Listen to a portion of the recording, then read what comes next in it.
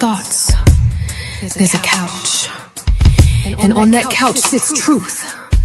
Honest, unfiltered, sacred, and simple. Welcome to On the Couch with PL, where we talk real life, real faith, and everything in between. Hey, you're back on the couch again with PL. Yes. We're back on the couch with PL is where you need to be. But listen. If you would, go ahead and hit that share button. Go ahead and hit the share button. And look, tonight we need your thumbs up. We need your hearts. We need all that tonight. But listen, if you have someone, a family member, friend, someone that does not have Facebook, Instagram, or TikTok, then run on over to YouTube. Listen, our handle is On the Couch with PL, and that's the link. On the Couch with PL is the link. But listen, we are so excited tonight. Ooh, we got a good subject tonight. You know, so Jesus, he will fix it. But look, I'm gonna stay in my lane because I can't sing. I wish I could. If I could, I'd sing that song for y'all. But anyway. But tonight I have none other than my girl on the couch with me tonight, and I'm gonna let her do her introduction. I'm gonna let her tell you about who she is, where she's from, and the whole nine. Okay. But listen, tonight is Jesus Will Fix It. My testimony. It's her personal testimony. What God has fixed for her. What God is still fixing for her. You know how we do it tonight. We tell this real life, real talk, real faith, and everything in between. And so we're going to let God have his way tonight. I have none other than my girl. Hello. Welcome. Thank you so much for having me. Absolutely. It's a pleasure to be here. Absolutely. So Shout out to your dad and your mom. Yes. Some wonderful people. Yes. Co-laborers in the gospel. Absolutely. Yes. Definitely. And your sister. Yes. And your nieces and, well, they're not your nieces and your daughters. Yes, the twins are mine. The twins are yours. And Jalen is hers, but he's mine. Okay, I got you. I understand it. She's my surrogate. I got you. His cute self. Yes. Yeah, I understand. He absolutely wanted to come, but yes. It would have been a whole different situation. Listen, I understand. I understand. My granddaughter says to me all the time, I want to go to the broadcast. Not the podcast. Yeah. The broadcast. I was like, we ain't got there yet. Yeah. But amen. I'm so happy to have you with me tonight. The Lord laid you on my heart, and I just know that you have something for the audience, the listeners tonight that's going to change and impact their lives. And we're asking you to just let God have his way and do what God has called you to do tonight and what you called to do, period. I know you have a great assignment. I've been seeing you working, girl. I've been seeing you working in the fields. I've been seeing you out there on the labor field, making this thing happen for the Lord. So, look, take us back and bring us forward. Okay. I am Danica Martin Burks. I was born and raised in Dayton, Ohio. And my mom family is from here. And so I was born and raised in Dayton, Ohio, and we moved back here in 2001. And we've been here ever since. Always been a close-knit family. Always have been around each other, and always have been raised in the church. I've always been a church kid. Now I'm a PK. Okay. But I've always been a church kid, so God has always been in my life. I've always leaned in on my faith. Even when I didn't always understand what faith was. All right, come on. I leaned in on what I heard, being witnessed, and what I saw, and I leaned in on that.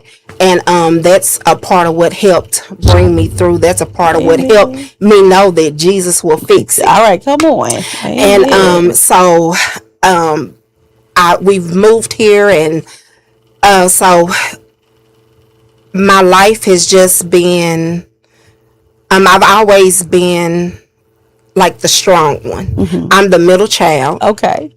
And so I don't have middle child syndrome. That's what they say I do, but I don't. I'm the middle child, but I've always been the strong one. Okay. And or portrayed myself as the strong one. got you. And sometimes you portray yourself as being the strong one when really you're not strong at all. Come on. And when we give that we're strong, sometimes it causes people not to check on us. Come on. You know, they say now check on your strong friends. We have to check on our strong Absolutely. friends because we're not always strong. Absolutely. You know, we go through like everybody else do. So it started out in 2010, February of 2010. I met my now ex-husband and we hit it off, you know, started dating and everything. Everything was going great. Charming, just, you know, no, and you know, everybody says, oh, you had to see this, you had to see that. And that is not always the case. Yes. You know, sometimes you just don't see those flags, you know. So we dated and we got engaged and got married June the 2nd, 2012. Okay, and so everything was going fine, and I never when we were dating, he always made me feel like the center of attention. Okay. Like nobody else mattered when I was around and all of that. So he was the perfect gentleman. Yes. You know, I always catered to my needs and things like that. So I never anticipated anything. Okay. So, you know, we got married. Life was going great. Life was going great. And we were already, my parents and I actually, we had a house fire. And so when we recovered from the fire and relocated, we ended up purchasing 2 houses side by side. Okay. So, you know, you never realize why things happen until you look back and you realize God really was ordering your steps and putting things in place because you didn't know that certain things were gonna, you know, take place. So, so we were married and on June the 2nd, 2012, and then everything was fine. July the 3rd, 2012, which was a month and a day after we were married. We went to a family function for the 4th of July. And he had never came around me intoxicated or anything like that. So I had no idea. But when we went to the family function, he was like, do you mind if I drink a beer? You know, and I was like, you know, that's fine. He was like, you know, whatever. So when we made it back home, we went to the family function. We made it back home. Once we made it back home, he was ready to go. He had one too many. Okay, gotcha. And so he was ready to leave the house. And I was like, no, you don't need to be driving. You know, you've had too many. And so it just began to be like a tussle. And it was just, and like this rage just came over him. Wow. Because I wouldn't give him the keys to my car to leave. And so I had the keys in my hand and I was scared because it was just like, you know, give me those keys, you know, and it was just the anger and the anger that he had and everything. And so I ran in the other room and, you know, he came in there behind me and I ended up falling back on the bed. And so I still had the keys in my hand. And so he was tussling and we was, you know, going back and forth. He was trying to get the keys out of my hand. And I wouldn't let him go. And I was like, no, you know, you're not going out here and, you know, anything could happen or whatever. And the next thing I know, he punched me in my nose. Oh. And I was like, you know, and of course, I immediately let the keys go, you know. He got the keys, left, like nothing had happened. Wow. And that was the first time. Okay. So you know, I called, luckily my family was next door. So that's why I said you never realize, Yes, you know. yes. And so, you know, I called my family, called the police and everything. And I when I called the police, you know, I had every intention, you know, I did the report, did all of that, you know. And so when he called later on that night, at first I wouldn't answer the phone. He kept calling. And even when we were dating, I didn't think about the times when I wouldn't answer the phone and I would end up with 10 or 15 missed calls. I didn't think nothing about it being controlling or, you know, nothing like that. Nothing about it, because when I would call, it was as if, you know, I was trying to get in touch with you, so and so, like it was an emergency. I didn't think anything about that this was a part of the character, you know, the traits and things like that. Narcissistic. Yes, very much listen, so. that is something that we hear about a lot now, but back then it was barely heard of. Absolutely. You know, and a lot of people didn't talk about it. A lot of people voice about it now, but we didn't hear about it a lot. Absolutely. So I didn't even connect those dots originally. Did it And come so- across like he cares so much that he want to make sure I'm good, so he just calling to make sure I'm good with all the phone calls, I mean the missed calls or whatnot? Yeah. And it was Gotcha. more of a, you know, I'm making sure, you know, because I was, you know, living by myself at the time. You know, you out here at night by yourself and, you know, it ain't safe out here. And I didn't realize it was you trying to control me and knowing my whereabouts and, you know, Right. this and that. And so that's how it came across. So that's how I initially took it, because like I said, I never had any indication that it was anything different. Gotcha. You know, and when they say, what is it, Dr. Jekyll, Mr. Hyde, listen.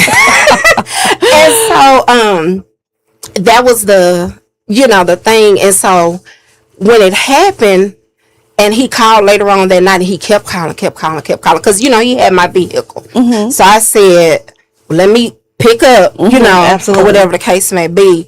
And so he was on the other end crying, you know, and, you know, I'm so sorry. I don't know what got in me. That was that alcohol. I shouldn't have been drinking and this and that. And so, you know, even though what had happened, I still loved him. You know what I'm saying? So Cut it off. Yeah. it played on my heartstrings, you know. Yeah. So he came back that night, and, you know, I'm never going to do it again. Never going to do it again. And I will tell anybody listening, if it happens once, it's going to happen again. Number one. It's guaranteed. I promise you that.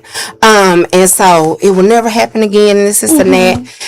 And so, you know, we went on, and everything seemed to be okay. You know, outside of normal, you know, Right. marriage things or whatever the case may be. And so life kept going, and I ended up being pregnant. I was pregnant. Okay. And so we were at the hospital, and they told me, you know, that it was, you know, it wasn't a viable pregnancy, whatever case. And so I immediately broke down crying and everything. And he was like, "What's wrong with you? What are you crying for?" And it was like, Yeah. you know, yeah. And so I was like, and it was like he was upset because I was upset because, you know, our baby wasn't going to make it. Right. You know, that was my first pregnancy. Absolutely. You know, I was raised in a 2-parent home. Okay. I always saw a marriage, you know, so I wanted that. Absolutely. And so that was my goal. I wanted to do it the right way. You know, I wanted to wait until I got married to start a family and all of that. So that was my goal. And so I felt like I was being robbed of that, Absolutely. you know, when they told me that it wasn't a viable pregnancy. And so then for my husband to like have no feeling about it At all. you know, it was like, Yeah. you know, so that just put me in a whole different headspace as well. And so we got through that. I had to end up going back to have the procedure done. And so that day, he did take me to have the procedure done. And when I made it, when he got me back to the house, and I was, of course, emotional and all over the place. Absolutely. And when he got me back to the house, got me comfortable and everything, and then he just left me there. Wow.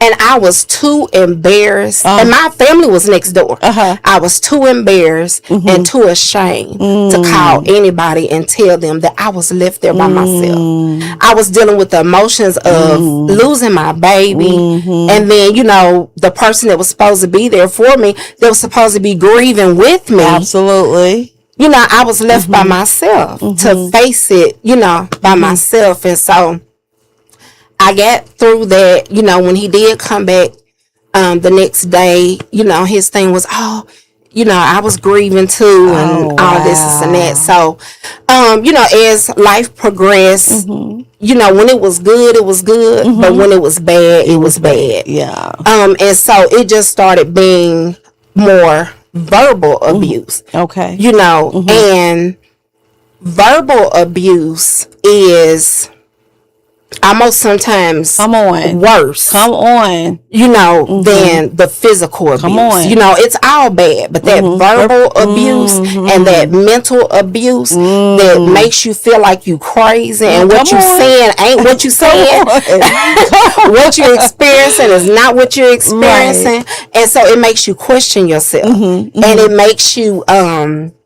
you know, feel like, did I see this? Yeah. Did this happen? Am I supposed to be, you know, am I making things up? You know, and you have black and white in front of you. Absolutely. You know. And but it's that mental abuse. It starts to pick away, you know, at the confidence that you have built up. It picks away at your mental stability, you know, and cause you to question yourself. And so, you know, we went through that, and everything was going okay. You know, we were getting through the miscarriage and everything, and I had no idea about a lot of things. And then just one day I was at home doing my recovery process, and I was in the kitchen washing dishes, and my window looked out into the street, and I saw somebody pull up in my driveway fast, and I'm thinking, like, who is this? Because he wasn't home. I'm thinking, who is this? And this woman gets out, you know, and so then here comes all of this stuff, and I'm like, what? It took me, you know, and so she was telling me all this stuff, and you know, and so she knew where. And I'm thinking, hey, you know where I live at? Yeah. You know? And come to find out, you know where I live at, because you done been at my house. You know, and all of this. So. Oh, wow. Yeah. So that was a lot to deal with. And even though I had that in front of me and I had that proof and everything, it was still portrayed as that ain't what it is. You know, and then come to find out, when we were dating, that was the same person. He would ask me sometime to drop him off at his cousin's house. Okay. And that was the cousin. Yeah. So, yeah. And all that time I thought that was the cousin. Oh, wow. But she was not his cousin whole time. Oh, wow. And I found out, you know, that day. And she knew everything, how the inside of my house, how everything looked. You know what I'm saying? Right. And so, even with that, it was still played as if, you know, nah, that's not it. That's somebody from the past, and, you know, she don't want to let me go, and this and that. And so, you know, so we went on, or whatever the case may be, and so then things just started kind of progressing.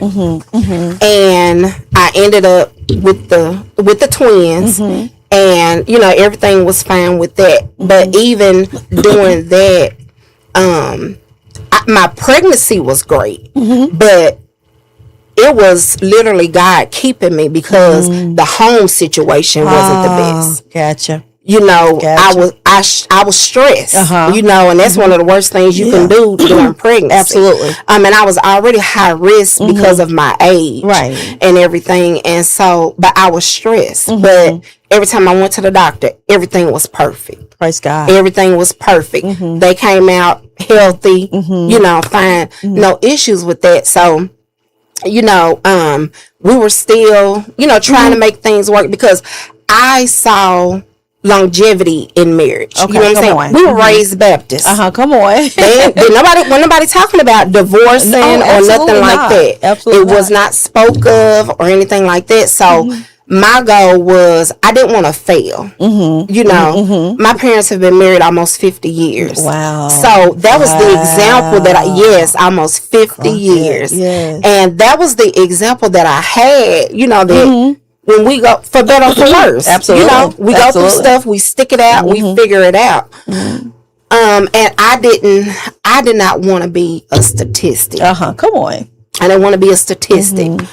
And so I stayed and tried to navigate this new reality of mine.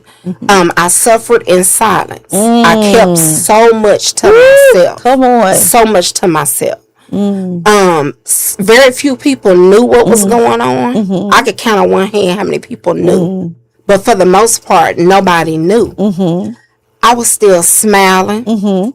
I was still, I was a wounded worshiper because I was still on the praise team. But I was a wounded worshiper. Yes. Yes. I was still, you know, preaching and everything. And all of that through that pain. And so things would progress. It got to the point to where it was almost like I was being tortured, and I would feel like torture. Yeah. You know, and so I would try sometimes when the kids got home, they were twins, and so my mom was very hands-on with keeping them and everything while I was working and all of that. So she would come to the house every day, and my sister ended up with us at that time. And so he wouldn't do anything for the most part in front of anybody. But because my sister was there, she started seeing some things, you know. And so for the most part, we tried to keep it, you know, hush hush, In the where house. nobody knew. Yeah, What tried to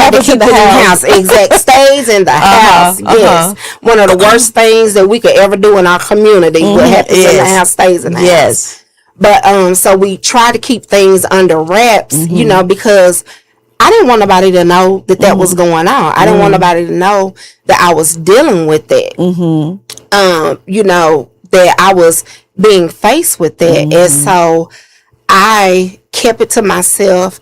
I started going through all of those emotions and, you know, feeling defeated and feeling even like a failure, you know, and I knew that situation was not the plan that God had for me. Come on. You know, because I knew that I didn't live my life for him. And this is what, you know, I was going to have to be, you know, living through the rest of my life. I knew that wasn't a part of God's plan. So I knew I had to trust that at some point, something is going to change. I didn't know how it was going to change. But I trusted God that it was going to change. Yes.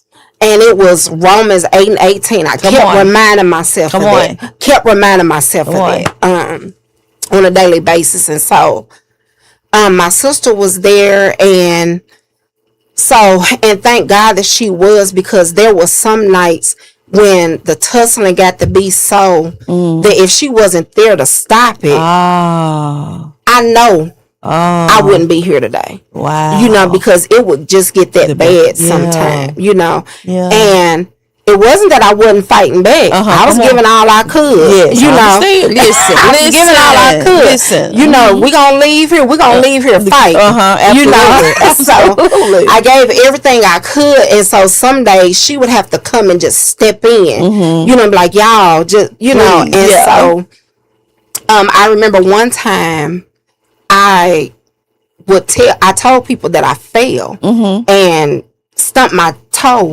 on the door because I had a broken toe. But that didn't have my toe get broken.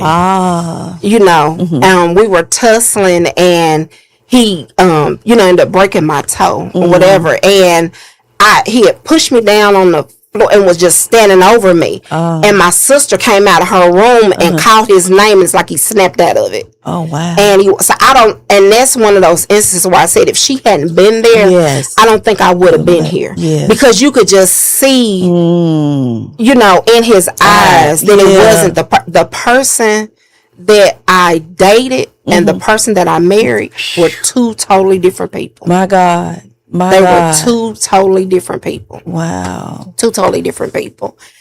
And so we went through all of that, and you know, we went to go get help, you know, get him help and things like that, because as the abuse progressed, so did the drinking. You know, or as the drinking progressed, so did the abuse. You know, and so it just got to be where it didn't matter really who was there. It used to be, if people was at the house, I felt safe because he wouldn't do anything while anybody was there. You know, but then he stopped caring about anybody being there. You know, if he pull up and people was there, it was nothing for him to walk in there and knock something out my hand, or, you know, just. Oh, wow. And it was just like the sight of him just seeing me irritated him, you know. And so we went through all of that, and I remember some nights I would go to sleep and try to go to sleep before he made it home. But that's when I started feeling like I was being tortured, because when I would hear him pull up in the driveway, I would jump out my sleep. Wow. And I knew when he came in the house that it was going to start, and like clockwork every single time. And it didn't have to be nothing. It could have been, I wanted corn today and you fix greens. It could have been anything, you know? And so, you know, if they don't always have to have a reason. That's right. You know? And so I had to start, so of course I started feeling like it was something that I was doing, because a part of that narcissist behavior is you play the victim and make everybody else feel like everything is everybody else's fault. Nothing that you do is right. And so I started believing that and feeling like, what am I doing wrong? You know, or it's my fault. You know, I should have did this. I should have told them, you know, because they helped me with the kids. I should have told them to go ahead and leave so that nobody was here when he got here, you know, and things like that. But, you know, ultimately none of that mattered because it just continued to progress. And as we were, and then it was fast forward to, we ended up buying another house. And so the night before, it was December the 15th, the night before this happened, we had got into it and the police were called and everything, and they came and, you know, the police made him leave. Told him, if you don't want to go downtown, you know, leave the house tonight. He left, you know, everything was fine.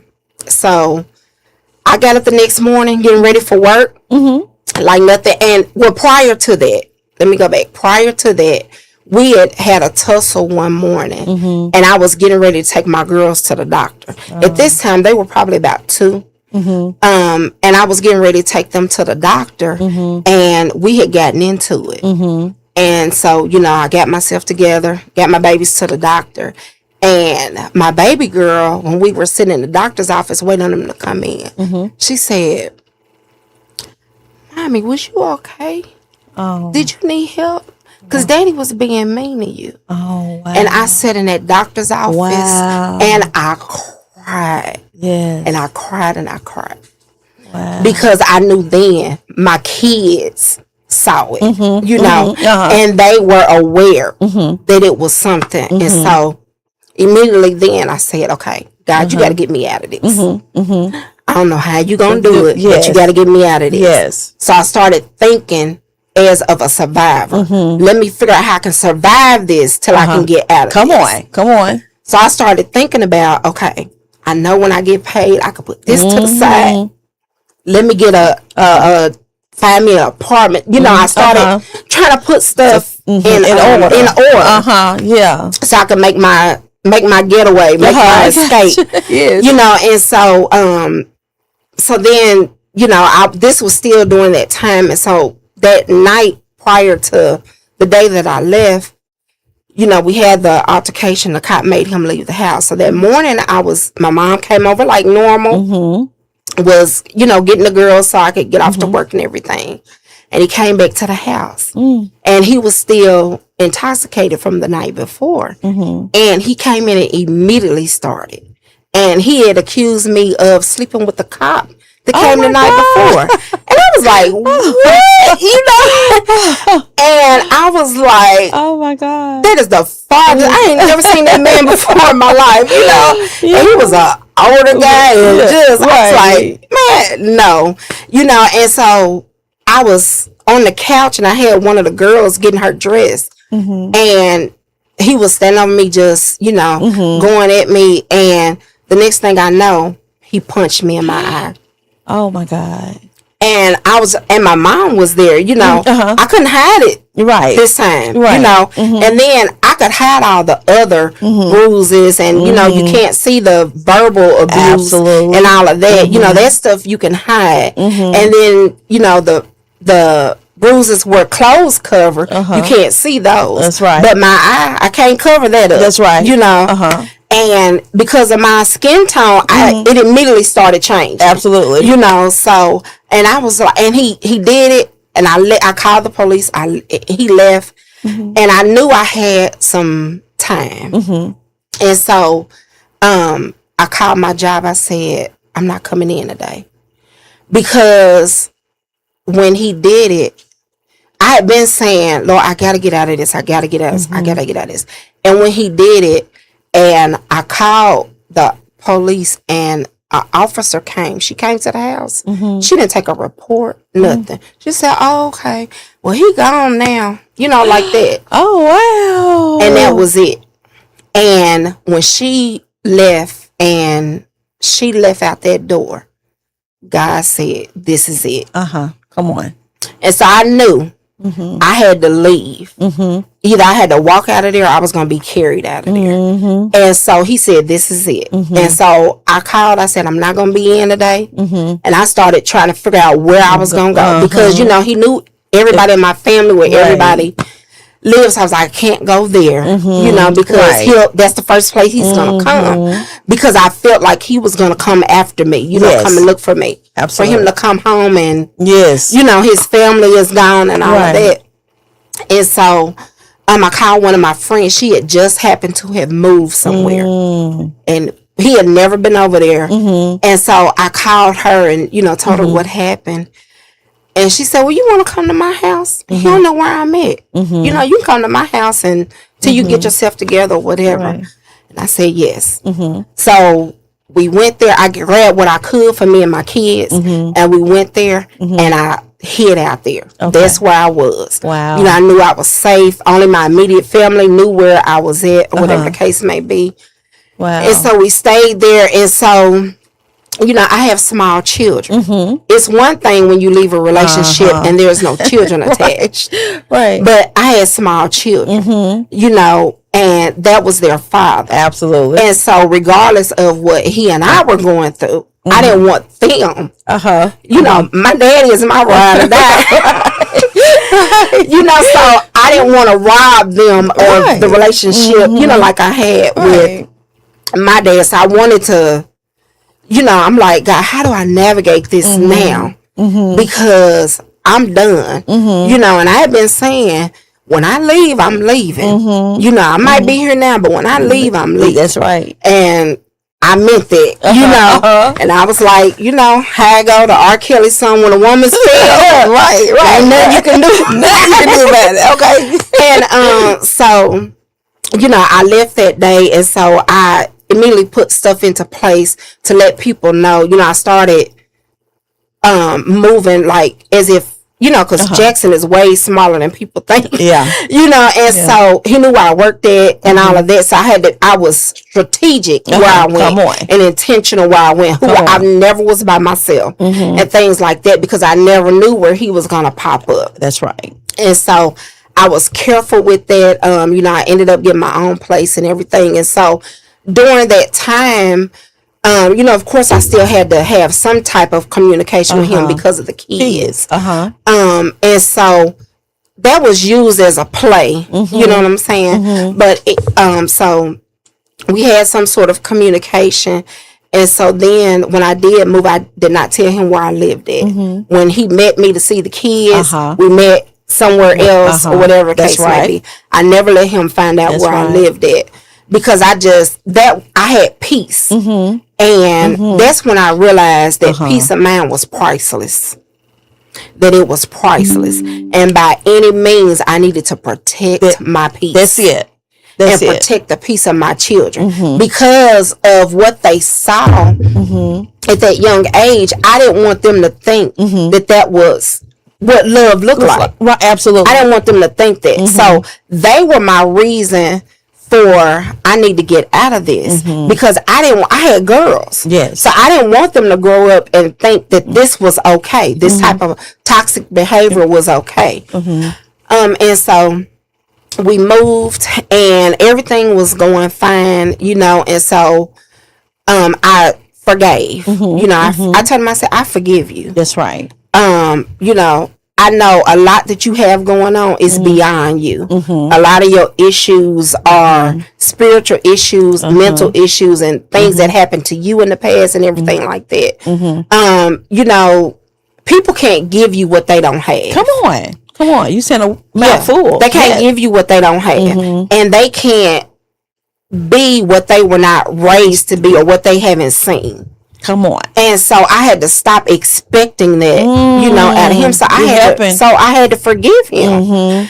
And as hard as it was, but I had to realize that, because, you know, forgiveness is not for the other person, it's for you. That's it. So that you can have peace of mind. That's it. Because if you walk around with unforgiveness, then it takes so much effort for you to walk around and hold a grudge and angry at people and, you know, having dislike in your heart for people. It takes so much energy than to just walk around in peace. That's right. You know, right. And so I had to forgive him. And so I was going through those motions of forgiving him, you know, and anytime we conversed and something didn't go his way, he would bring, I thought you forgave me. And so I tried to explain to him, I forgave you, but this still happened. You know, it doesn't negate the fact. That's right. And I was at that point to where I wanted him to at least admit that you hurt me. Some accountability. Admit some accountability of what happened. You know, that we're in this situation because of your action. Right. Because I was 10 toes down to being a wife until God told me that this was it. Right. You know, so I wanted the accountability. I wanted you to admit, you know, things like that. And so we would go back and forth with that, you know. And so then I started realizing that, yeah, I had forgave him, but I never started my healing process. Come on. And there's a difference in you forgiving somebody and being healed. Come on. You helping tonight. There's a difference. And people sometimes tie the two together and think when you forgive somebody that you're healed, and you're but not. That's not always the case. You helping tonight. That's not always the case. Those are two totally different processes.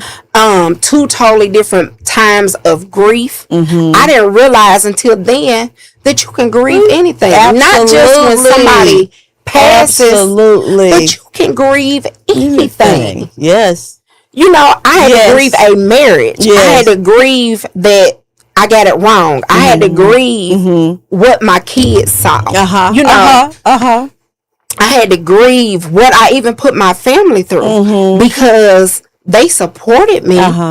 you know, and whatever decision I made, they supported me. So I had to grieve all of that. And so I never started my healing process.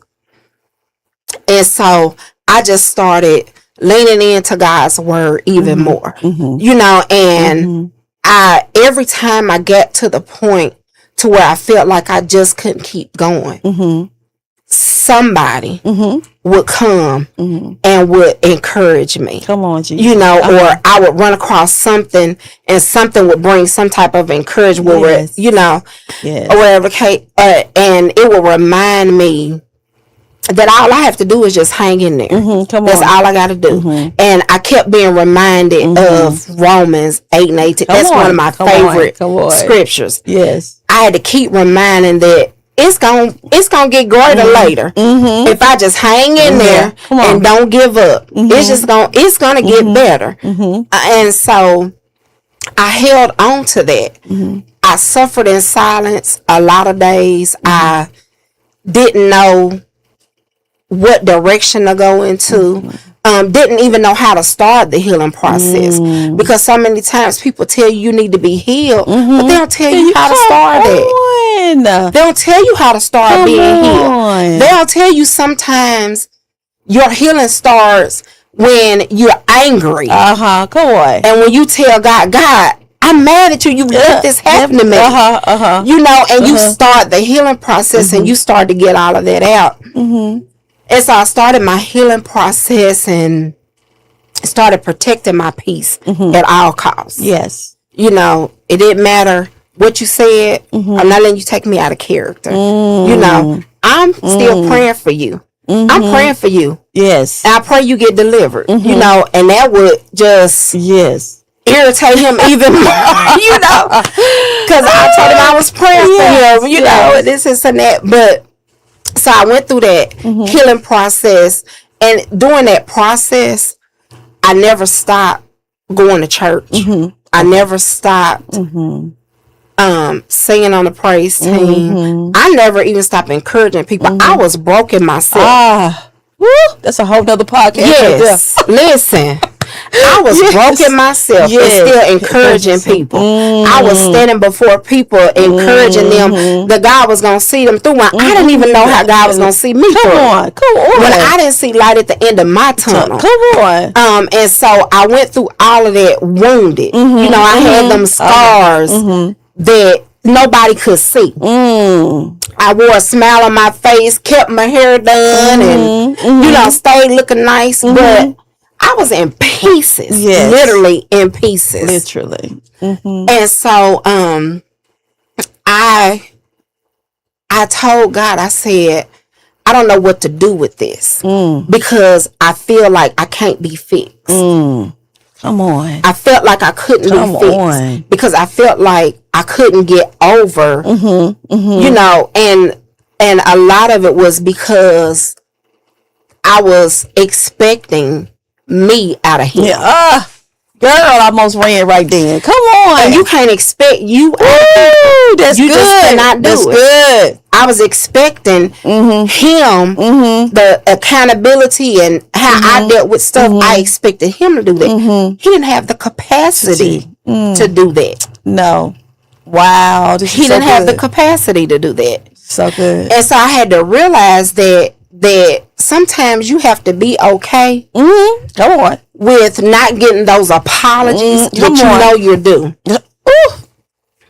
That you know somebody owe you. You have to be okay not getting those apologies. You have to be okay with people never saying I did you wrong, or never apologizing for how they did you, or never even asking you to forgive them. You have to be okay with that. That's right. That's right.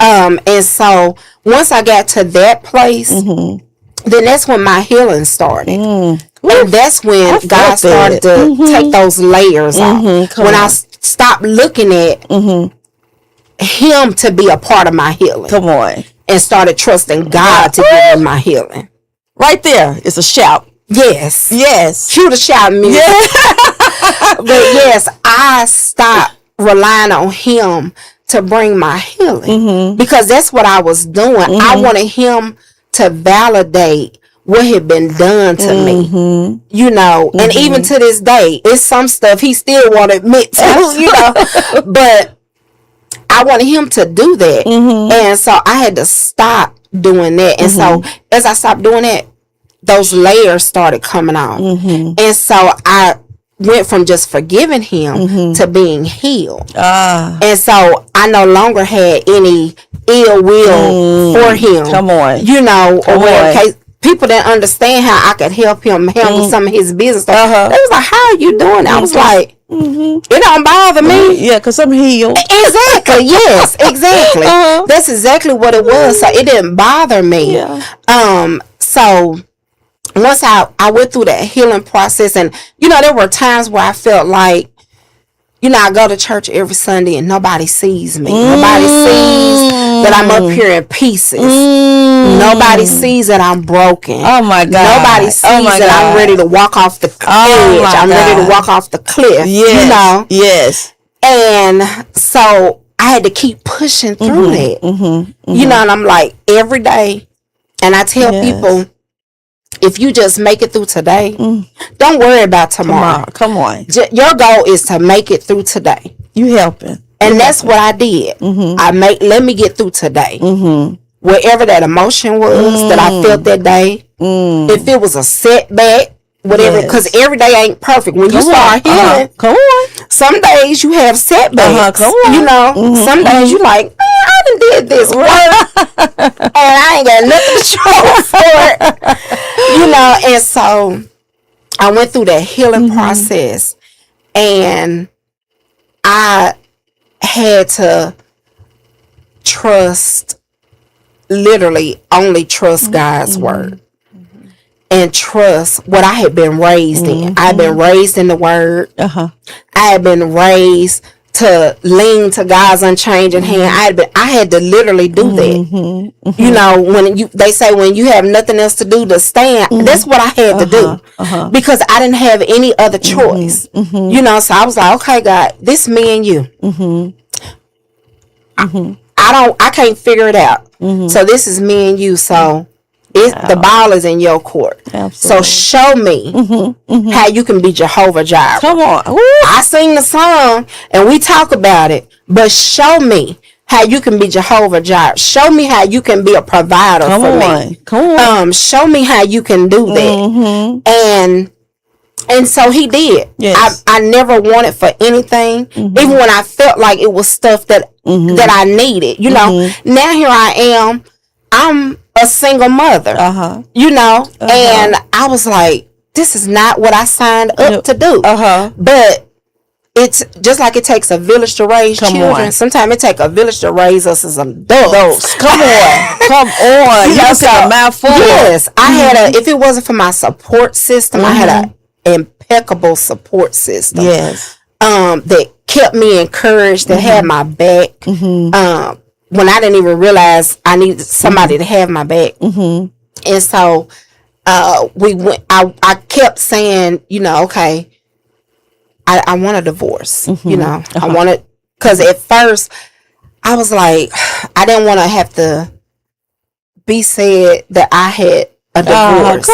You know, I know. I didn't want to deal with it. I understand. You know, I didn't want to face that shame of that, of a failed marriage. I didn't want to do that. And so I got to that point to where it was, okay, this is it. You know, no turning back. And so I made peace with God. And so I started telling him I want to get a divorce. And it was probably maybe 2 years. He just would not give me a divorce. And I was begging him and pleading with him, you know, we're not getting back together, you know, give me a divorce or whatever. I have no problem with you seeing your children, you know, being in their life, this and that.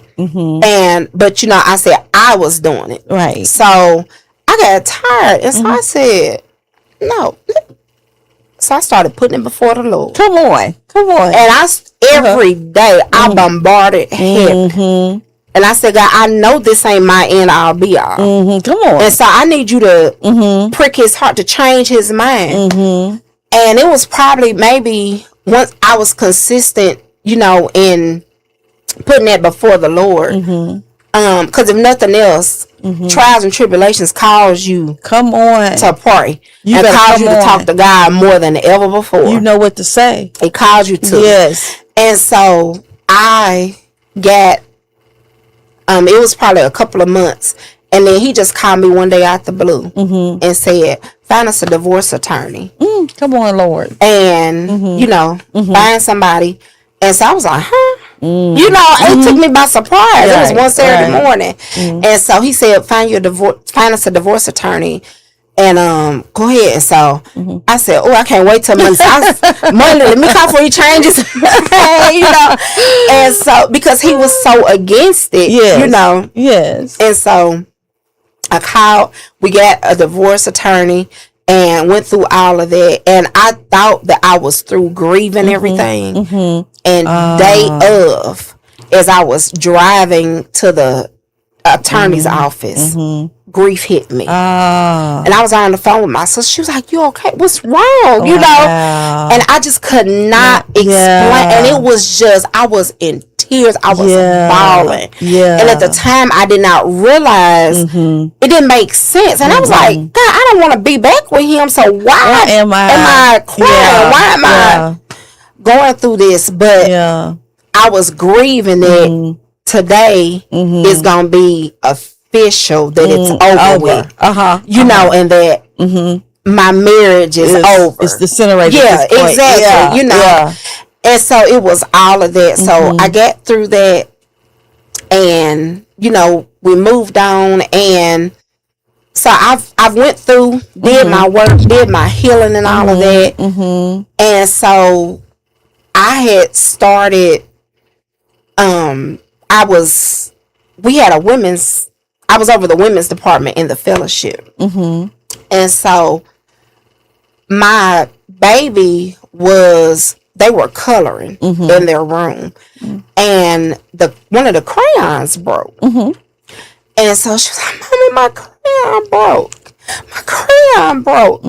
And she was frustrated, you know, because it was the color that she wanted or whatever. And I told her, I said, baby, I said, it'll still color. I said, just take the paper off and you can use the other part. Just because the tip is broken off, it's still a whole crayon on there. And so I said, it'll still color. And so, you know, we took the paper off and she still got to finish coloring, whatever the case may be. And so when I went back in my room, and I, you know, because I had told her that even though that crayon, that tip broke, it's still a crayon, and so it still colors. Come on. And so when I went back in my room, God spoke to me clear as day. He said, and you can too. Come on, Jesus. And so that was the birthing of Broken Crayon Still Color. Wow. Because he reminded me, I was feeling like I was broken. Like I couldn't be fixed because of what I had went through. Come on. And he reminded me, just like that crayon, it's still color. It's still a peach crayon. Yes. Even though that tip is gone, when you take that paper off, it still colors. It still peach. colors, baby. And it's the same thing. It still produces. It still produces what it needed to produce. Come on. And it was the same thing. And so that's what he told me, and I held on to that. And so I didn't understand at the time, you know, really what it was. And so it encouraged me that I was going to be okay. It encouraged me that just maybe what I went through wasn't just for me. Come on. But it was to help somebody else. Yes. It was to encourage somebody else, to let somebody else know that regardless of what you've been through, you can still color too. You can still color too. Come on. And so I was over the women's department, and so I was in charge of the conference. And so, you know, God told me to use that thing. And so that's where it started. That's where Broken Crayon Still Color started. I used that as that theme, and then it just birthed into something else. It just birthed into a ministry. Come on. And it wasn't something I was looking for. Come on. It's just something that birthed into a ministry. Yes. And we had the conference, and the first one was It's the Recovery for Me. That was the first thing. That's It was good. It's the Recovery for Me. That's good. Because it was about us being recovered, Yes. and being resuscitated. That's good. When we have that flat line, and only God can put life back into us. And so it was about us being recovered. Yes. And so we went through that conference, and I probably didn't have it for another couple of years, and then God told me to do it again. And so I did it again, and it was even more successful than the first one. And this last one that we had last year, God literally blew my mind with that one. Come on. And every time I felt like giving up, God would send somebody else, Come on. to remind me to keep going. That's how he works. Yes, to remind me to keep going every single time. And so I did the conference, and it was a success. God got the glory. It was an abundance of people there, and leading up to that conference, I had put, for Domestic Violence Awareness Month, I had never posted even part of my testimony before. And this is an exclusive, because I've never publicly told my testimony outside of it, if you was not at the conference, or if you wasn't a part of my family or anything. So I did the post and posted a picture and said that this was for me, bringing awareness to domestic violence and, things like that. And so that Monday when I got to work, I got a phone call. And I picked up the phone, and it was him on the other end. Going off on me about my post. Why you put that on there? And you telling people our businesses, and I'm like, what? And so he gave me the riot act, and I'm like, that post had absolutely nothing to do with you. That was for me, and a part of my healing process. Come on, because healing is a process. Yes, it is. And sometimes you think you're healed from this, and then a trigger comes. Come on. And then you realize, oh no, I still need a little bit more healing. It's another layer of this that, absolutely, I need to be healed from. Absolutely. And so, I said that was a part of me. I did that for me because I told God, if you get me out of this, I'll make sure that the world knows that it was nobody but you. He gets all the glory. He gets all the glory. Yes. And that I will share with others, because I know I was not the only one going through.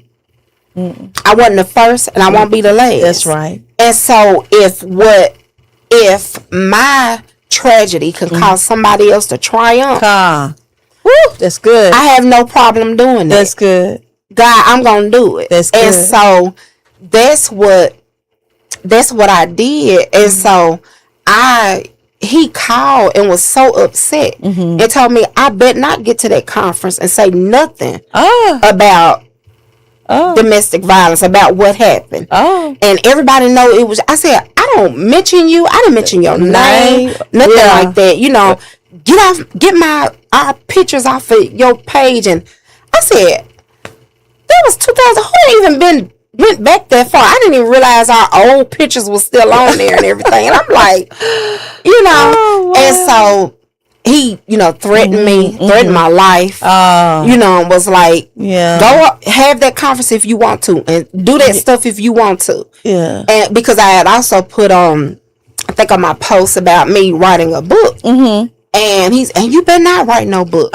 You better not. I don't care. And I said, it's my story. And it has nothing to do with you, or I'm not considering how you feel about the situation.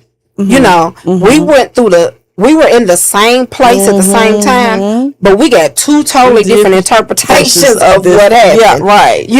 And so he told me don't do it, and I did consider calling it off because I didn't want to, the way he was threatening my life and all of that, I always think about my kids and Absolutely. I don't want to Absolutely. leave them. Absolutely. You know, Absolutely. and so I'm like, is it even worth it? But I had to obey God. Come I had on. to do Come on. because it was bigger than me. Yes, come on. It was bigger than Come me. on. It was bigger than me, and it was bigger on. than him. Yes. And so I thought about, I would tell my sister, I ain't gonna do it. You know, I'm gonna cancel it. She'd be like, girl, I ain't trying to hear that. Right. You know, and so right. I went ahead and went through with it. And when up until the very day, people were still registered because I always felt like anybody gonna come for me. You know, I'm nobody. You know, I ain't. You know, and so I kept feeling like that. And every time I doubted myself and doubted what I knew it was that God told me to do, somebody else would register. Come on, God, show yourself You know, strong. Yes. 10 more people would register. Yes. You know, I would see people in the street. I would be out and people would be they wouldn't call me by my name. You know what they would call me? Hey, Triumphant Tuesday, Triumphant Tuesday. And that, you know, they would encourage and say, keep doing it. You know, you encourage me. And so I went ahead and I did it. And he was, you know, still upset or whatever the case may be. And so then I said, okay, this is messing with my peace. Come on. And so you messing with my peace. So I said, I got this rusty, dusty block button on my phone. So I blocked. I said, the kids have phones. If you need to get in contact, they're big enough for you. That's right. If an emergency happens, I know how to get in touch with you or whatever.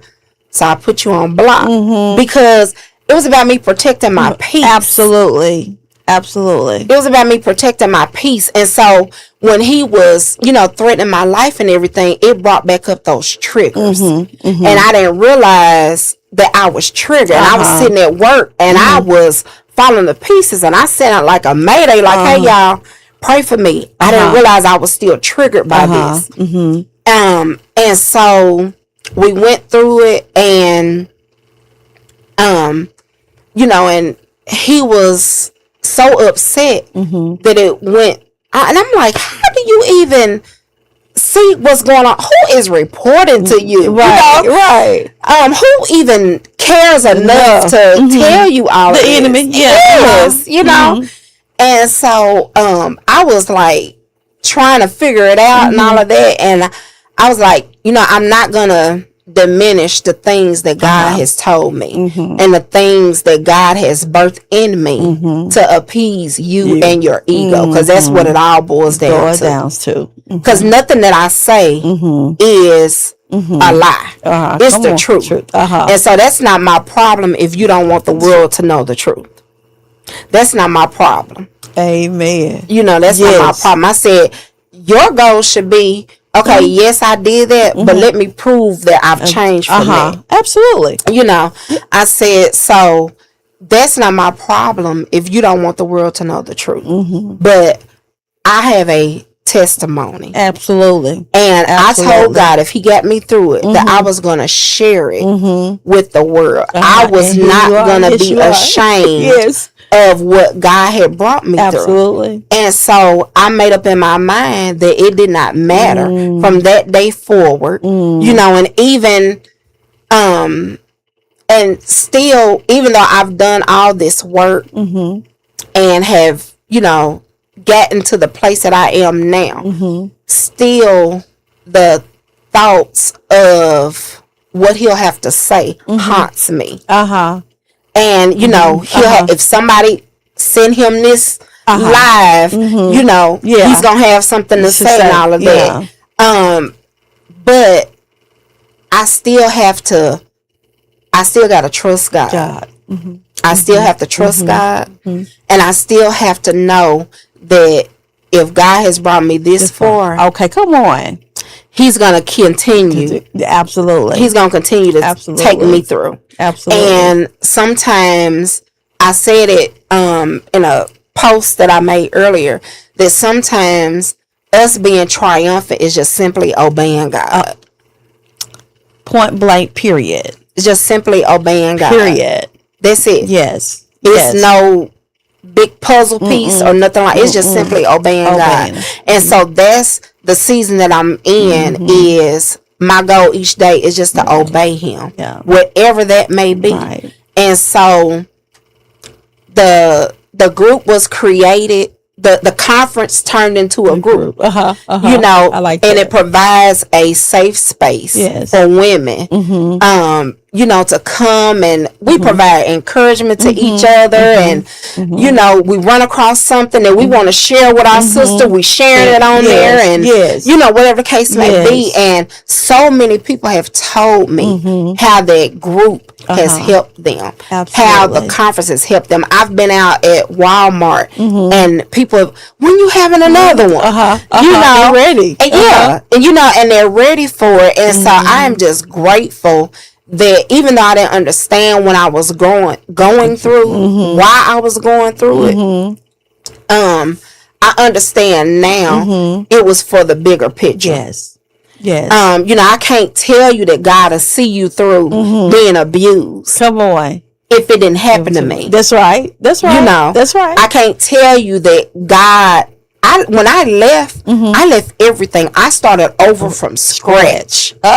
Yes. From scratch. Uh-huh. You know, I could have took everything, or you know, when we went through the divorce, I didn't want nothing. I just want to keep my last name, so me and my kids had the same last name. name. That's it. You know, and so I have literally started over. And you know, the song say, if you've got Jesus, you've got enough to start all over again. Come on. That is a fact. Absolutely. Absolutely. I had more than enough to start all over Absolutely. again, and that's exactly what I've done. And what God has done has allowed me to start over and just walk in a place of peace and walk in a place of victory. Yes. And be an encouragement to other women. I bet you are. Yes. And other men, because Yes. abuse is not just for women. No, You it's know, not. it is not just for women. So to anybody that's going through anything, you know, we don't just deal with physical abuse. We've got church hurt out here. We done been abused by ministry. Bullying in Yeah, the church. exactly. Yes, definitely. You know, and so it just provides the encouragement. And so I walk in that. I had to walk in that season of that, so that I could walk. I had to walk through a season of being a victim, so I knew what it felt like to walk through a season of victory. You better speak the truth. Yes. And so I walk in the season of victory, and I walk in being an overcomer and being a survivor. Yes. And overcoming it. And even though that was my situation, it didn't dictate my future. Come on. Come on. It was just a stumbling block. Come on. Isn't that just like God? Yes. Yes. It was just a stumbling block. And so it just pushed me and thrust me into my destiny. And so I have no other choice but to trust God. Absolutely. From suffering in silence to, you know, not feeling like I was enough, to rebuilding. Absolutely. You know, and reminding myself that I'm fearfully and wonderfully made. Yes. Yes. And that my soul got to know right well. Right? You know? Right. So it's been a process. It's still a process. Yes. It's still a navigation. But I'm obeying God. And that's at all costs. At all costs. Whatever that may be.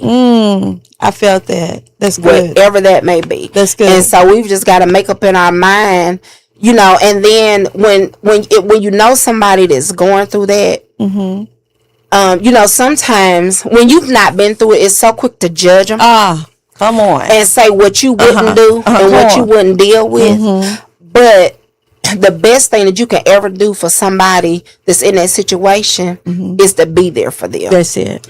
Even on the days where they say they ain't going back and they go back, is to be there for them. Because the one thing that we need when we're going through stuff like that is somebody that we can trust.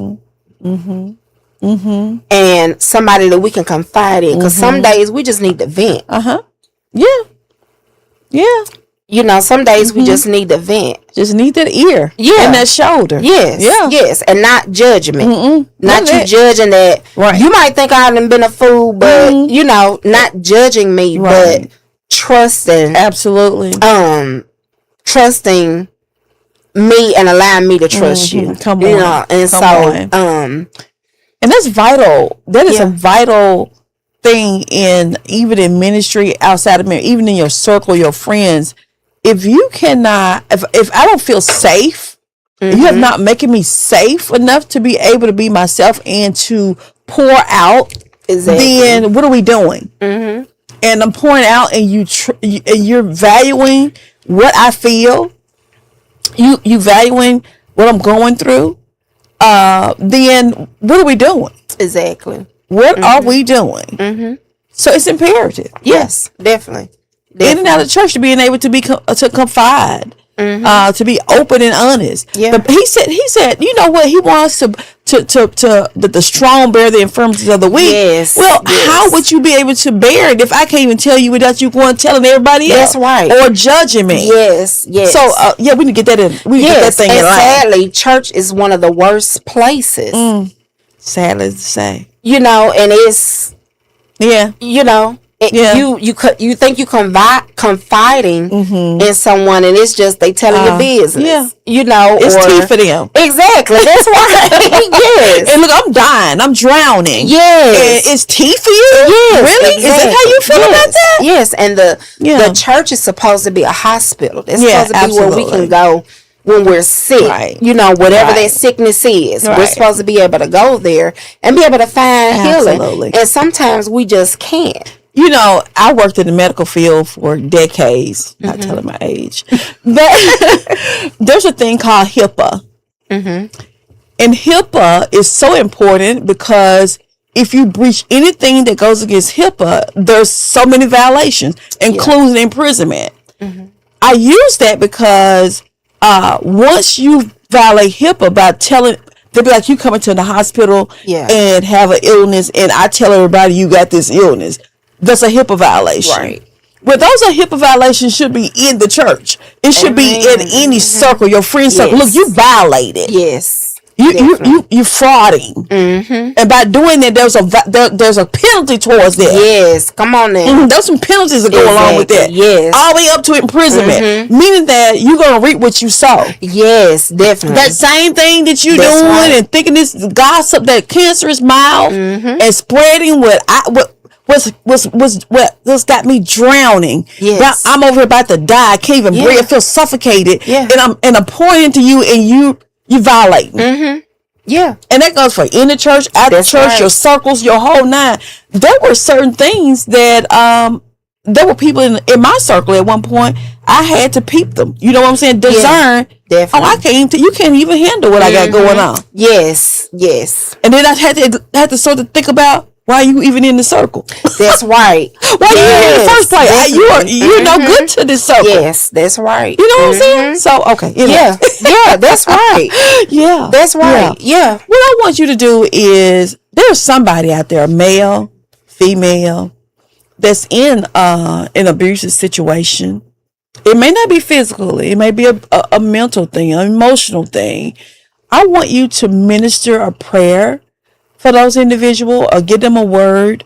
And also, if you need to DM Danica, then by all means, if you need to DM us, let us know. We'll be happy to help you, pray with you, or direct you to someone that could be of assistance to you.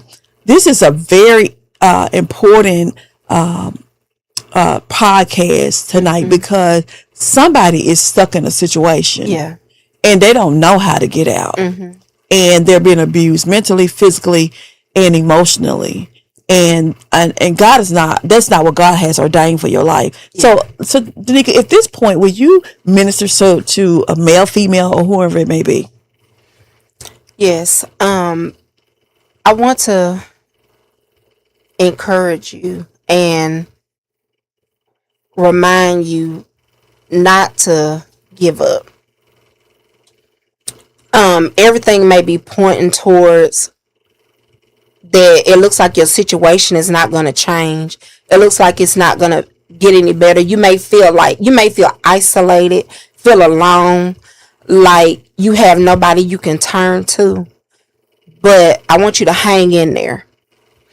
And it is a process. And know that you don't have to go through what you're going through by yourself. There is, if you have nobody else, you have me. And you can reach out to me. And it's like Fort Knox. But I just want to encourage you that you can get through this. And that God will see you through. Don't give up on God. Keep praying. Be strategic and use wisdom. And ask God to make provisions. And ask God to give you the strength when He makes those provisions to surrender to those provisions. And I promise you that you're not alone. You're not the first, and you're not going to be the last. But I promise, I guarantee you that you can get through this. And I guarantee you that there is light on the other side. And I promise you, if you have to start over again, it's okay to start over again. It's okay. We've all had to start over again for different reasons. So you can start over again. You don't have all the answers. You may not get it right each time. But I want you to be encouraged today. If nothing else, I want you to be encouraged and know that God is going to see you through. He's not left you. He's not going to leave you. And He is not going to forsake you. And just keep trusting that God's word is going to come to pass. And keep trusting in the faith that you hear others talk about.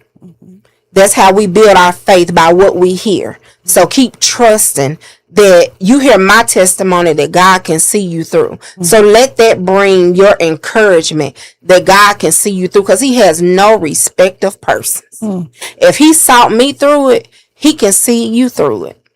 And be encouraged. And I pray that anything that you stand in need of, there are so many resources that are available. If you need information, like she said, just inbox us and we can get you the help that you need. If you just want somebody to listen to you, we'll listen. If you want somebody to pray for you, we'll pray for you, whatever the case may be. Don't feel like you have to go through this situation by yourself. Whatever the thing is that makes you feel like you're in this valley, know that there is a mountaintop coming. And so don't feel like you have to stay in this valley by yourself. We don't mind getting in the valley with you. That's right. We don't mind getting in the valley with you. So don't feel like that you have to stay in this valley by yourself. We are here for you. And God is always, He's there all the time. Even when we can't see Him, when we can't trace Him, we've got to trust Him, because God is there all the time. I'm a woman of faith, so I know nothing but to give you faith. And to trust God. That's who brought me through. Literally, that's who helped bring me through. And so because I know He helped bring me through, I promise you, you can I'm writing that check and you can take it to the bank and cash it. That God is going to see you through. Yes. Remember, broken crayons still color. Sometimes we have to peel the wrapper off and peel the paper off. But that crayon is still there. So broken crayons still color. And I pray that this tragedy that you may be going through becomes, and this test that you're going through, become your testimony, and it becomes your triumph. Yes. Amen. Thank you. Thank you so much. I'm Thank so elated that you was on the couch with your girl tonight. Thank you. This would not be your last time. I think that you have such a message for the masses of people. Your care and compassionate demeanor and your sincerity means a lot. Being so authentic and that it's going to help reach somebody else. Being authentic in this day and era and time is so vital. Yeah. This is our goal here at On the Couch with PL, is to be real and raw, authentic, because we can't help nobody otherwise. That's right. And so we want to bring awareness, not only awareness, but we want to be able to help somebody, to bring them into the kingdom, to help people come into a peace of mind. Yes. Because in all your getting understanding, it want them to be able to understand. Yes. And we want to take our time to break this thing down, because somebody is suffering somewhere and they need this word. Again, thank you, Danica, for being here, woman of God. Would you tell us where you worship at, who is your pastor, first lady? Give us that information. Yes, I proudly worship Cathedral of Praise. My pastor is my father, Bishop Dawson Martin, First Lady Doris Martin. We are in sub number 2 at 1436 Reddick Street. We worship every Sunday at 12 noon. And we are just a small church with a big heart that loves God and loves God's people. Awesome. Give your mother and your father my love. I will. And they know I love them so much. Yes, Especially your dad. yes. Listen, y'all, he's been my hat designer, if any of you guys are interested. But anyways, I want to say again, thank you so much for being here. Thank y'all for tuning in with your girl On the Couch with PL. We'll be back here Tuesday night with another dynamic speaker with a dynamic message to help save the world. Thank y'all so much. Thank you. Somewhere between spirit and skin. Between Sunday mornings and Monday messes. Between whispered prayers and loud thoughts. There's a couch. And on that couch sits truth. Honest, unfiltered, sacred, and simple. Welcome to